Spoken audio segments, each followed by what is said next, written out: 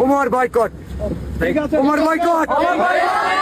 উমরের কিছু fan follower, আমরা ঠাকুরগাঁও আসছিলাম, ফান্ড কালেক্ট করতেছি, মানবিক কাজ করতেছি, বাট তারা আমাদের এখানে ডিস্টার্ব করছে, সিনক্রেট করছে। আমরা 22,000 টাকা তুলতে পারছি, এখানে হয়তো লাখখানিক টাকা বা আর 100 টাকা হলেও বেশি তোলা যেত।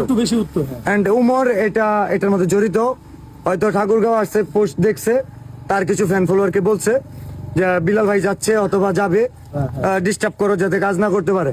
আমি বলতেছি আগামী 24 ঘন্টার মধ্যে উমরের ফ্যান ফলোয়ারদের দৃষ্টি আকর্ষণ করছি, ওরা কি করবে জানি না, বাট উমর যদি এটা নিয়ে কথা না বলে, মাফ যদি না চায় ওর ফ্যান ফলোয়ার, গাজীপুর ছাড়া বাকি 63টা জেলায় উমর বয়কট। এন্ড এর পরবর্তীতে উমরের সাথে যদি কিছু হয়, চর্চ অফ বিলাল দায়ী না, কারণ চর্চ অফ বিলাল মানবিক কাজ করব, তার ফ্যান ফলোয়ার যদি এইসব কাজে বাধা দেয়, উমরের জন্য বাকি 63টা জেলা আমি বন্ধ করে দিতে পারবো। এটা লাস্ট ওয়ার্নিং উমর, এটা তোমার জন্য লাস্ট ওয়ার্নিং। বাকি 63 জেলা তুমি পা রাখতে পারবে না।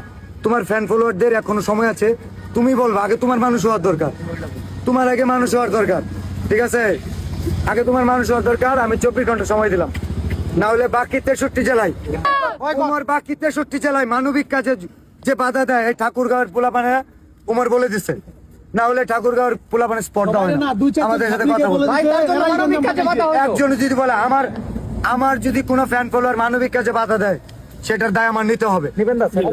উমর 24 ঘন্টার মধ্যে মাফ চাইবে, তার ফ্যান ফলোয়ার ঠাকুরগাঁওয়ের যে ঘটনা হয়েছে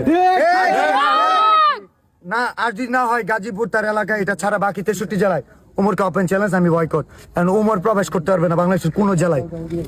এটা চ্যালেঞ্জ না, এটা মানবিক কাজে বাধা দেওয়ার জন্য তার শাস্তি।